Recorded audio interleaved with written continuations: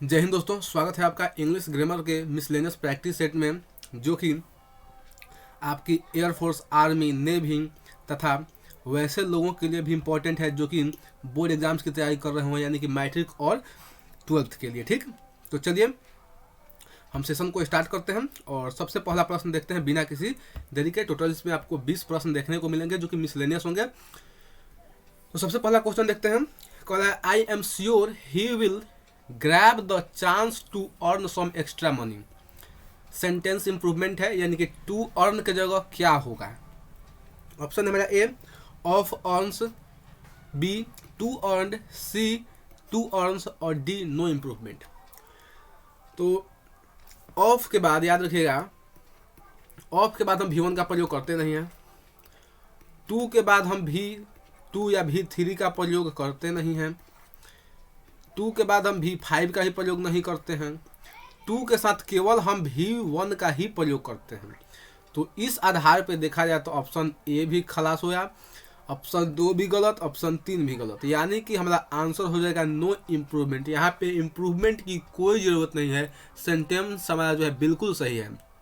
I am sure he will grab the chance to earn some extra money. मुझे यकीन है, मैं आश्वस्त हूँ कि वह पैसे कमाने के मौके को ग्रैब कर लेगा, लपक लेगा। ठीक, तो चलिए उम्मीद है इसको समझे होंगे। नेक्स्ट क्वेश्चन तक चलेंगे। दूसरा प्रश्न, the doctor dash her to stop eating fried food.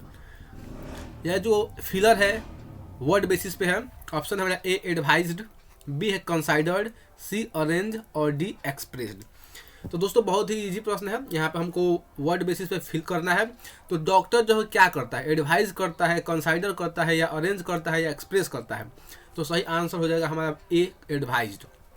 Doctor advised, doctor ने एडवाइस दिया, सलाह दिया क्या, her to stop eating fried food. Doctor ने उसे सलाह दिया कि फ्राइड फूड, तली हुई भोजन मत खाओ वरना फैल जाओगी। ठीक, इस तरह की सलाह डॉक्टर ने दिया। डॉक्टर क्या करता है, सलाह देता है। खाना नहीं खाना वो पेशेंट के ऊपर है, लेकिन डॉक्टर सलाह देता है। ठीक, नेक्स्ट क्वेश्चन देखते हैं। तीसरा प्रश्न, इसमें हमको इरर डिटेक्ट करना है, सेंटेंस के किस पार्ट में इरर है। अगर कोई इरर नहीं है तो हमारा आंसर हो जाएगा डी, यानी कि नो इरर। कहा I was going to school when in the way I met an old man. तो सेंटेंस के किस पार्ट में इरर है, तो देखिए सेंटेंस के किस पार्ट में इरर है। यहाँ पे हो जाएगा कि I was going to school बिल्कुल सही है, वेन इन द वे नहीं होता है। रास्ते में, इन द वे का मतलब समझ आता है, रास्ते में अगर सड़क हो गया तो सड़क में घुस जाना, तो वहाँ पे हम कहेंगे इन द वे। लेकिन सड़क में आदमी घुस के तो नहीं चलता है, सड़क पर चलता है। तो इसलिए हमारा आंसर होगा ऑन, कि I was going to school when on the way I met an old man. जब मैं स्कूल जा रहा था तो मैं क्या हुआ, सड़क पर एक बूढ़े व्यक्ति से मिला रास्ते में। ठीक, तो इसका आंसर क्या हो जाएगा, बी, यानी कि इन के जगह ऑन होगा। नेक्स्ट क्वेश्चन देखेंगे। चौथा प्रश्न, they went on one side of the road. No इधर, यानी कि क्या इसमें होगा, तो देखिए दे वेंट, यहाँ पे तो कोई दिक्कत नहीं है, बिल्कुल सही है। ऑन वन साइड नहीं होता है, वेंट के साथ हम यहाँ पे टू का प्रयोग करेंगे, क्योंकि यहाँ पे वन साइड एक दिशा को बता रहा है। तो यहाँ पे हम ऑन के जगह क्या लिखेंगे, टू लिखेंगे। They went to one side of the road, यानी कि वे लोग सड़क की एक दिशा की ओर चले गए। ठीक, नेक्स्ट देखते हैं पांचवा प्रश्न, मर्डर ऑफ वंस चिल्ड्रेन। अपने बच्चे को मारने को क्या कहते हैं। अगर मान लीजिए कोई व्यक्ति अपने बच्चे को मार दिया तो उस हत्या को क्या कहेंगे, फोएटिसाइड, इन्फेंटिसाइड या सोरोसाइड। फोएटिसाइड का अर्थ होता है गर्भनाशक। क्या होता है, गर्भनाशक, यानी कि गर्भ में ही मार देना, उसको क्या कहते हैं, गर्भनाशक। इन्फेंटिसाइड मतलब होता है शिशु हत्या, शिशु हत्या होता है इन्फेंटिसाइड मतलब। सोरोसाइड मतलब होता है बहन की हत्या, मर्डर ऑफ सिस्टर, बहन की हत्या। तो हमारा आंसर क्या हो जाएगा, बी, इन्फेंटिसाइड। अपने ही बच्चे को मार देना क्या कहलाता है, इन्फेंटिसाइड, यानी कि शिशु हत्या। तो हमारा आंसर बी हो जाएगा। नेक्स्ट क्वेश्चन देखते हैं। छठा प्रश्न, although he is punctual dash he could not complete the syllabus. यद्यपि वह पंक्चुअल थी लेकिन फिर भी वह क्या अपना सिलेबस कंप्लीट नहीं कर पाई। यहाँ पे एक ट्रिक याद रखिएगा, सेंटेंस जिस सेंटेंस में आपको ऑल्दो या दो दिखाई दे दे, ऑल्दो या दो का अर्थ यद्यपि होता है, ठीक, ये दिखाई दे दे तो उस सेंटेंस में आगे आपको फिलर अगर भरना हो तो 8 भरिएगा। यानी कि ऑल्दो दो अपने बाद क्या लेता है, 8 लेता है, ठीक। तो हमें आंसर क्या हो जाएगा, 8। Although he is punctual 8 he could not complete the syllabus. तो हमारा आंसर हो जाएगा डी, बिल्कुल सही है। नेक्स्ट देखते हैं 7वां प्रश्न। She is such a brilliant student dash can achieve any target. यहाँ पे भी आपको एक ट्रिक याद रखना होगा। पहले ऑप्शन देखते हैं तो क्या क्या है, पहले चलिए ट्रिक बता देता हूँ। ट्रिक याद रखिएगा कि अगर आपको सच या द सेम दिखाई दे दे तो दो केस यहाँ पे बनता है, ठीक। सच या द सेम दिखाई दे दे आपको सेंटेंस में तो दो केस वहाँ बनेगा। एक तो कि आपको उधर खाली स्थान मतलब कुछ लिखा रहेगा, उसके बाद आपको एज का प्रयोग करते हैं और दैट का ही प्रयोग करते हैं, लेकिन एज का जब प्रयोग करेंगे तो इसके बाद नाउन या प्रोनाउन होगा, नाउन या प्रोनाउन होगा। लेकिन अगर दैट का प्रयोग करेंगे तो इसके बाद या तो वर्ब होगा या नहीं तो कंप्लीट सेंटेंस होगा, कंप्लीट सेंटेंस। देख लीजिए, she is such a brilliant, हाँ, she is such a brilliant student dash can, can क्या है, वर्ब है, क्या लिखेंगे हम, दैट लिखेंगे।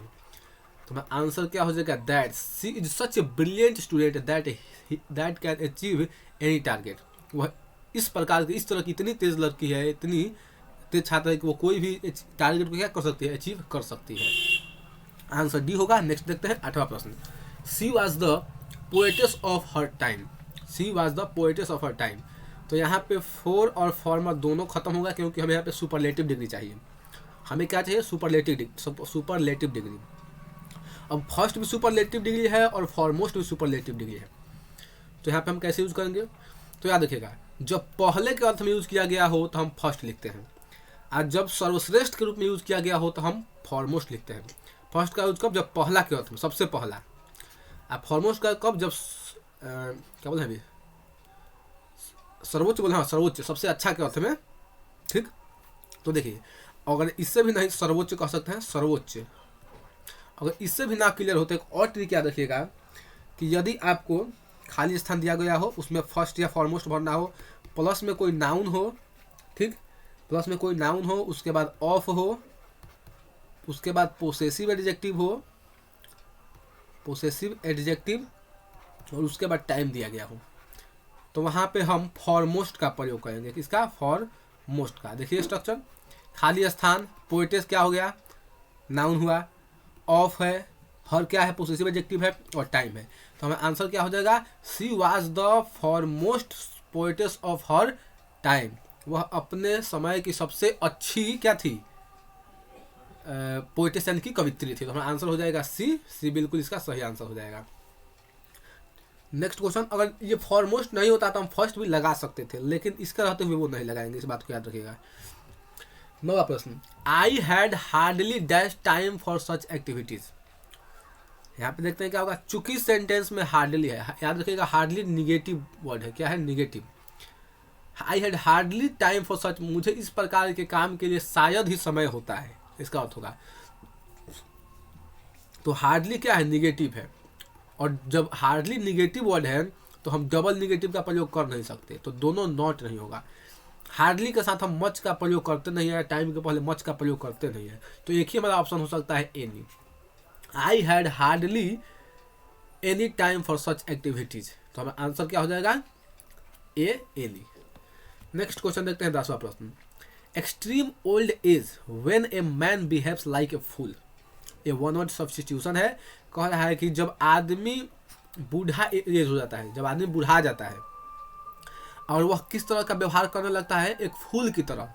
आमतौर पे आप देखते होंगे जब बूढ़े लोग ज़्यादा बूढ़े हो जाते हैं, थोड़ा उनका दिमाग डिस्टर्ब टाइप का हो जाता है, ऐसा लगता है बच्चे जैसे हट करने लगते हैं, जिद करने लगते हैं, इस ऐसे ऐसे काम करने को कहेंगे जिससे कि आपको गुस्सा आएगा। तो उस समय में उस तरह के सिचुएशन को क्या कहते हैं, उस तरह के व्यक्ति को क्या कहते हैं। तो ऑप्शन का है डोटेज, डोटेज, इम्बेसिल, इम्बेसिलिटी या सेनिलिटी, हमारा सही आंसर हो जाएगा डोटेज। यानी कि वह अवस्था जब कोई आदमी बूढ़ा हो जाता है, उसका एज ज़्यादा हो जाता है और वह व्यवहार करने लगता है एक फूल की तरह, एक मूर्ख की तरह, तो उस समय के उस एज को हम क्या कहते हैं? तो हमारा आंसर हो जाएगा ए डोटेज, जिसका अर्थ होता है, समान अर्थ हम लोग कहते हैं सठिया जाना। लोग सुने होंगे आप, भोजपुरी में हम लोग कहते हैं कि आमतौर पर लोग कहते हैं बुढ़वा सठिया गल बटे, तो वही सठियाना यहाँ पे कह सकते हैं। हालांकि वर्ड एक अच्छा नहीं है, लेकिन ऐसा होता है, हमको बताना है, ठीक। तो क्या हम कह सकते हैं डोटेज इसका सही आंसर हो जाएगा। चलिए आगे देखते हैं, बाकी इन दोनों का देख लीजिए। इम्बिसिलिटी का अर्थ होता है मूर्खता, इसका क्या अर्थ होता है? मूर्खता। और सेनिलिटी का अर्थ होता है मानसिक क्षीणता। जैसे कि आदमी बुढ़ा जाता है, तब उम्र ज़्यादा होने के कारण आदमी बूढ़ा लोग भूलने भी लगता है, कोई चीज़ें भुला जाता है, तो उसका हम प्रयोग कब करेंगे? सेंसिलिटी के अर्थ में, ठीक, सेनिलिटी के अर्थ में। तो इसका हमारा आंसर क्या हो जाएगा? डॉटेज हो जाएगा, जिसको हम आम बोलचाल की भाषा में सठियाना कहते हैं। नेक्स्ट देखते हैं 11वां प्रश्न। ए violent and bad tempered women, यानी कि एक ऐसी औरत जो हमेशा हाथ में छुलनी लेके पड़ी रहती हो पीछे और हमेशा गुस्सा में रहती हो, एकदम एक ऐसी औरत जो हमेशा उग्र रहती हो और हमेशा वह गुस्से में रहती हो, उसको क्या कहते हैं? ऑप्शन है ए प्रोस्टिट्यूट। प्रोस्टिट्यूट का अर्थ होता है वैश्या। तो क्या ये होगा? बिल्कुल नहीं होगा। ऐसा थोड़ा कोई अगर औरत किसी की झगड़ालू हो तो उसको हम वैश्या थोड़ी कह देंगे, ठीक। वैश्या क्या अर्थ होता है? वह स्त्री जो अपने शरीर का व्यापार करते हैं, उसको वैश्या कहते हैं। कंक्यूबाइन, कंक्यूबाइन का अर्थ होता है रखैल। कंक्यूबाइन का अर्थ क्या होता है? रखैल होता है, ये भी नहीं होगा। वाइरेगो, वाइरेगो का अर्थ होता है, यही इसका आंसर हो जाएगा। वाइरेगो यानी कि वह गर्म मिजाज वाली, यानी कि वह झगड़ालू औरत कह सकते हैं, इसका अर्थ झगड़ालू औरत। झगड़ालू औरत इसका आंसर हो जाएगा, यानी कि आंसर हो जाएगा सी। अमेजन का अर्थ होता है वीरांगना। वीरांगना जैसे कि लक्ष्मीबाई, लक्ष्मीबाई के लिए वीरांगना शब्द का प्रयोग किया जाता है। तो हमारा आंसर क्या हो जाएगा? सी हो जाएगा, झगड़ालू औरत। बाकी इन तीनों वर्ड्स को भी आप जरूर याद रखिएगा। प्रोस्टिट्यूट मतलब वैश्या, कंक्यूबाइन मतलब होता है रखैल, और अमेजन मतलब होता है वीरांगना। नेक्स्ट क्वेश्चन देखते हैं 12वां प्रश्न। Remember dash your temper even we provoked. Filler है, यहाँ पे एग्जैक्ट हमें चूज करना है कि लूज कौन सा लूज होगा, LOSSE होगा या LOSE होगा या LOSS होगा या LOST होगा। Remember dash your temper even when provoked, कहा कि आपको अपना संयम तब भी, अपने गुस्सा को तब भी मतलब नहीं खोना है। रिमेंबर नॉट टू लूज, अपने धैर्य को, अपने गुस्सा नहीं होना कब? जब आपको कोई उकसाए तब भी, ठीक। तो यहाँ पे हमें खोना के अर्थ में चाहिए, ठीक। तो लूज नहीं होगा और लॉस्ट भी नहीं होगा और लॉस भी नहीं होगा। क्यों नहीं होगा? चलिए देखते हैं। लूज इसलिए नहीं होगा क्योंकि लूज जो है एडजेक्टिव, हमको यहाँ पे चाहिए वर्ब, और लूज का अर्थ होता है ढीला। जैसे पैंट होता है, शर्ट्स होता है, ये लूज हो जाता है, तो यहाँ पे हम ढीला के अर्थ में कहते हैं, तो ये होगा नहीं। लॉस इसलिए नहीं होगा क्योंकि लॉस भी नाउन है और नाउन हम यहाँ पे नहीं दे सकते। लॉस्ट भी इसलिए नहीं होगा क्योंकि वर्ब 3 है। ये क्या है? वर्ब 3। हमें वर्ब 3 चाहिए नहीं, हमें क्या चाहिए? क्योंकि वर्ब 3 इसलिए नहीं चाहिए क्योंकि 2 के बाद हमें क्या चाहिए? वर्ब 1 चाहिए होता है, इसलिए हमारा आंसर बी हो जाएगा। Remember not to lose your temper even when provoked, तो हमारा आंसर बी होगा। नेक्स्ट क्वेश्चन तब चलेंगे 13वां प्रश्न।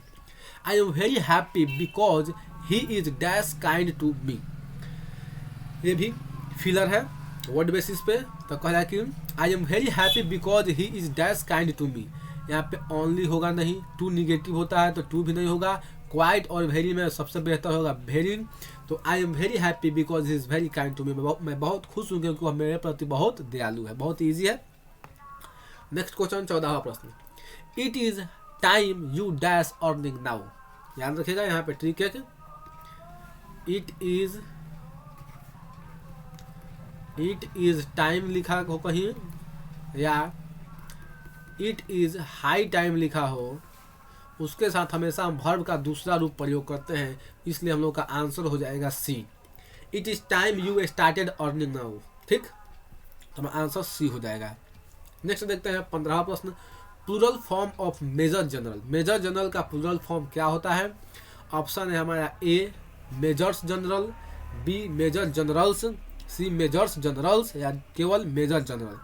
सही आंसर हो जाएगा हमारा B major generals. Major generals जो है मेजर जनरल का प्लूरल फॉर्म है। चलिए अब नेक्स्ट क्वेश्चन देखते हैं, 16वां प्रश्न। स्मूदर, स्मूदर का साइनोनिम बताना है। स्मूदर का अर्थ होता है दबाना। दबाना क्या दबाना? जैसे कि किसी व्यक्ति को दबा देना, उसकी आवाज़ को दबा देना, तो वहाँ पे हम स्मूदर का प्रयोग करते हैं। गला दबाने का हम स्मूदर का प्रयोग करते हैं। सप्रेस मतलब भी होता है दबाना। इनकरेज मतलब होता है प्रोत्साहित करना, प्रोत्साहित करना, ठीक। इंस्टिगेट, इंस्टिगेट का अर्थ क्या होता है? इंस्टिगेट का अर्थ होता है उकसाना। क्या होता है? उकसाना। और क्रिटिसाइज का अर्थ होता है आलोचना करना।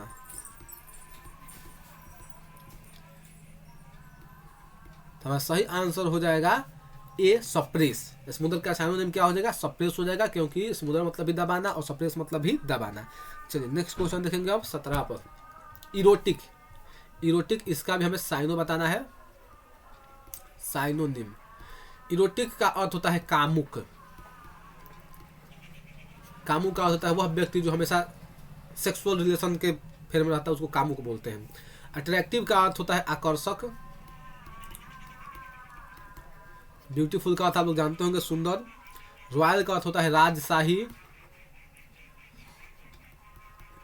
और सेक्सुअल का अर्थ भी क्या होता है? कामुक होता है, ठीक। तो हमारा आंसर हो जाएगा ए, सेक्सुअल।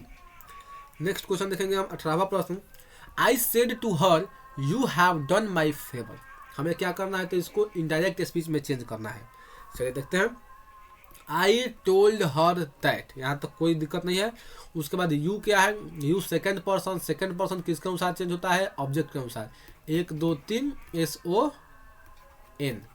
तो सेकंड पर्सन किसके अनुसार? अरे यार, सेकंड पर्सन किसके अनुसार चेंज होता है? ऑब्जेक्ट के अनुसार।